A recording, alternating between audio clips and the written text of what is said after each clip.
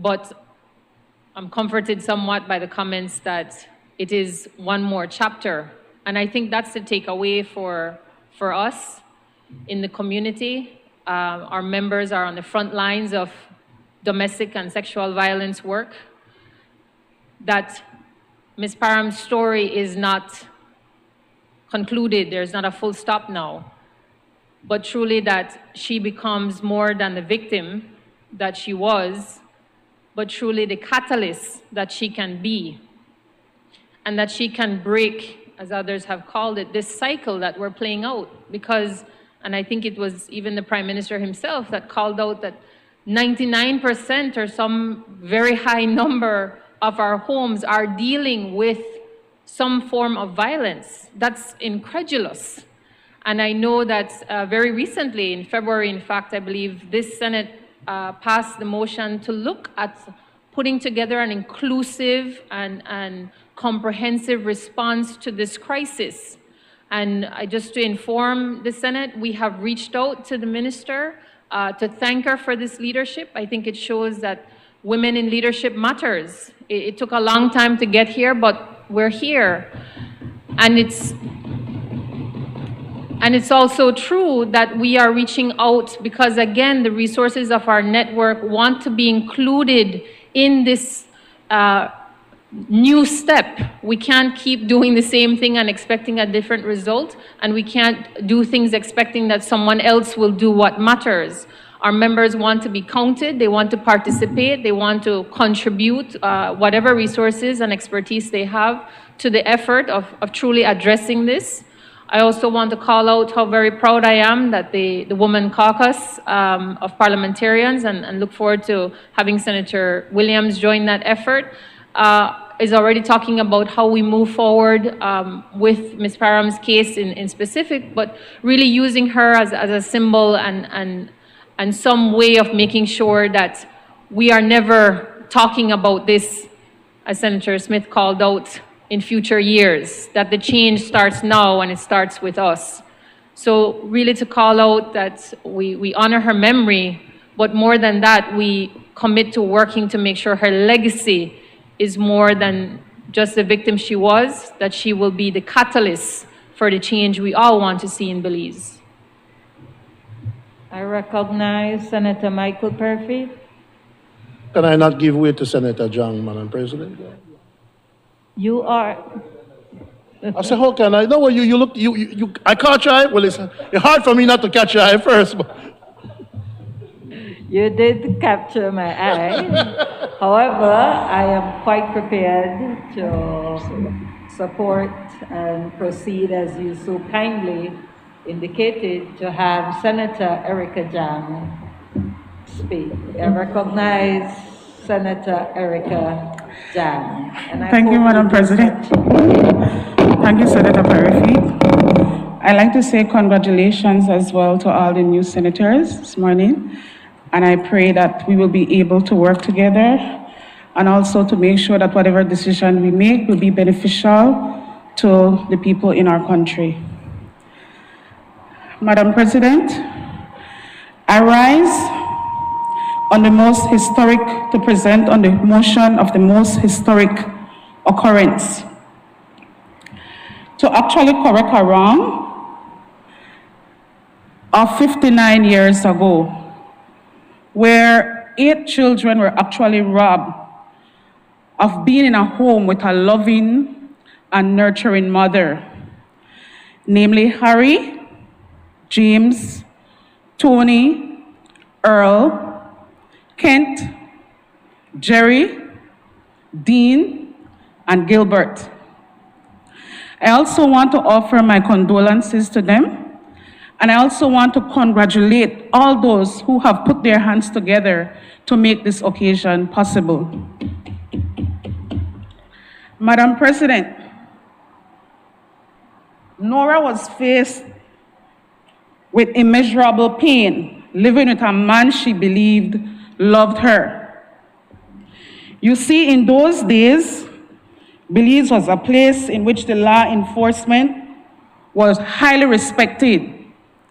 And because of that, unfortunately, It did not take into account that the human condition must be respected as well.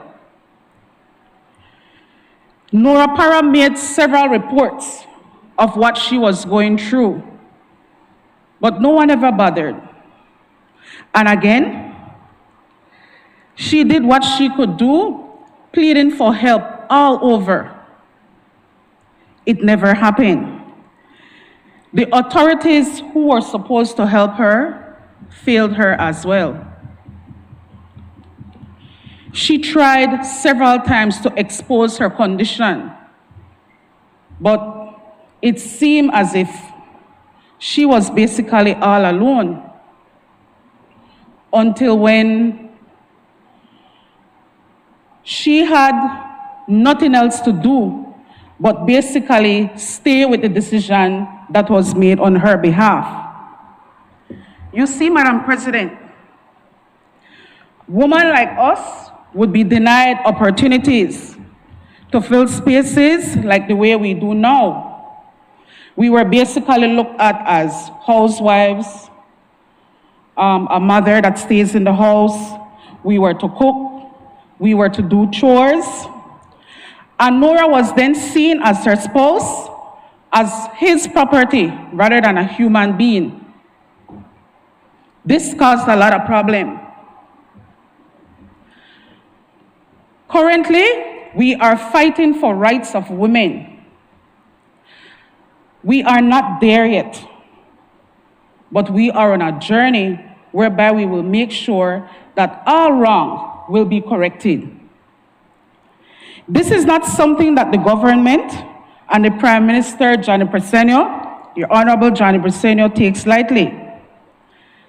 This change, led by another powerful lady, Minister Dolores Valderramos Garcia, is not just to show that this injustice should never happen again. However, it is a start, and it signals our government's commitment to ensure that women's rights will be upheld. Madam President, it was in this House of Representatives, which we passed a motion denouncing domestic violence. We denounced the gender abuse of women, men, children across this country. This government continues to maintain a strong zero-tolerance policy against violence in any form and will continue to advance an agenda where women can comfortably coexist with the male counterparts. More than that, we continue to support efforts both within the government framework and outside to ensure that there is equality, there is equity, there is parity in our society so all Belizeans can play a meaningful part. Madam President, this motion is a very important one because it will seek and it will ask the Belize Advisory Council to request from Her Excellency the Governor General to pardon Nora, a woman whose face and story should be a constant reminder to us that we must protect women in our country. Her story is a cautionary tale of flawed reasoning, costing people way too much. It is time that we correct this wrong, Madam President. Yes, we've made advances in ensuring that the rights of women and girls are being upheld. It is like what Robert Frost says, Madam President. We've got many more miles before we sleep. Belize is still lagging behind on various women's rights issues, including a clear zero-tolerance policy against gender-based violence. However, our Attorney General has continued to lead and advocate judicial reforms in this regard, a signal that all is not lost. This motion, Madam President, is a historic one because it seeks for all, for the first time, rebuke a colonialist system which perpetuated ill will to Belizeans. What it also does is seeking to right a generation-old injustice and erase a stain on our history. That stain is served as a clear reminder that our country has not done right by Nora's family. And so many women who fought long battles against domestic violence, bear scars, and who have lost their lives as a result of this situation, including domestic violence, we are still trying to see how we can assist their children and their family based on the emotions that they have. I join this government today, Madam President, and I ask that the members of this honorable House join us as well as we look to Nora for her pardon and also for her sentence to be revoked. We can only hope that this brings healings to her family. We can only hope that this brings healings to the country. Let us not forget June 5th, 1963, and we must never let another woman endure another pain. Madam Speaker, I thank you for the opportunity to speak. I recognize Senator Michael Perfy. Thank you, Madam President. I'll be very brief, but I just wanted to make it absolutely clear that we on this side 100% supports this motion. We support this motion. And, oh, thank you. It's an old issue, Madam President. The issue, as you keep saying the date, several of us, including Senator Jang just now, June 1963. I mean, June next year, this matter will be 60 years old. 60. So, yes, it is unfortunate that it's just coming, but the fact that it can still survive 60 years means that it is still a very, very important issue. And 60 years is a long time, Madam President. I don't even think my mother met my father yet. I think W.H. Courtney was still a UDP then. Is that so? Yes, man, it's long. Yes. You have UDP in your blood, man. You try to look like Dean Barrow now with a beard. But Madam President, in all seriousness, the Senator Williams mentioned some of the politics behind it, and we don't need to get into that, Madam President, not on an issue like this. But she is correct in what she said. We have been supporting this for 60 years, but we have no excuse. No excuse. When we came to government in 1984, we failed to do this. When the PUP came to government in 1989, they failed. 93, we failed again, and so on and so forth. And I think both governments have failed, and this government should be commended for bringing the motion that we can fully support. And while we do, Madam President, both sides give condolences, and we feel the pain of the family of Ms. Parham.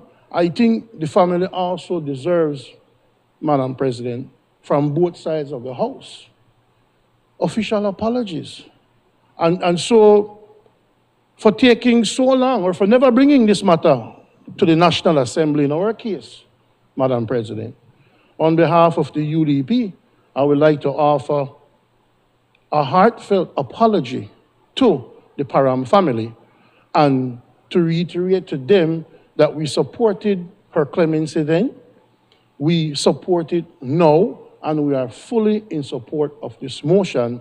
And I think that even though the PUP has to be credited for bringing this motion, I think it would be useful as well, given their history in this matter, for them to offer their own apology to the Parham family. Thank you, Madam President. I recognize Senator Linsford Castillo. Thank you, Madam President. It would be certainly remiss of me to be present in this honorable house today, and yes, just for a stint, and not take the opportunity to at least give a few short remarks on this, what I regard as a historical motion, and I'm certainly happy and humbled to be a part of this process today. Madam President, I took some notes as I listened, and I am looking at some numbers. I am no mathematician, but I like to look at this particular issue from a numerical angle and to timeline it to see where we were then and how far we have come today. Nora Parham, and I hear this name, and I know myself, I have been hearing about this lady from a child. She was born on the 1st of January, 1927. So that means she would have been 95 years old today. She died on the 5th of June, 1963. And her execution, that we put it at 59 years ago. Like what some of the senators mentioned earlier, almost 60 years. She was found guilty on April 30th, 1963. The act was committed on February 6th, 1963. So within 4 months, that is very, very swift. 4 months from the act committed to the guilty verdict, very swift. And as I mentioned, she was executed on June 5th. So from the guilty verdict to the execution was 36 days, Madam President. And she so happened to have been 36 years old when she died, and no one getting nobody raked today. Right? Yeah. So within 36 days from the guilty verdict, she was executed. Now that is swift as far as I am concerned. But as I look at this timeline, almost or going on to 60 years since this horrid incident took place, all I could say was injustice was swift, but it took us 59 years to right a horrible wrong. And so as I reflect on what we're doing here today, I can't help but being emotional. And so this posthumous pardon, Madam President, certainly couldn't have come at a more appropriate time. And like previous senators have mentioned, I'm happy that this government took it upon themselves to ensure that we right this horrible wrong. Now, certainly, this cannot bring back Nora Parham. This pardon will not take us back into the past and allow us to correct whatever then. But what I believe this pardon can finally do, and once and for all, is to bring closure, Madam President, to this very, very horrendous, unnecessary, I would say, situation, and that both families, because whether we remember it or not, or whether we accept it or not, or whether we like it or not, there was another family that was involved in this scenario, which is a Trap family. And certainly, they too have been directly impacted by what happened 59 or so years ago. And even for them, I would hope and pray that what is happening today would bring some sort of closure, and most importantly, some sort of healing to both families involved. And of course, my condolences is extended to the Parham family, to her sons, to her grandchildren who are still with us today. And so, Madam President, today, May 20th, I regard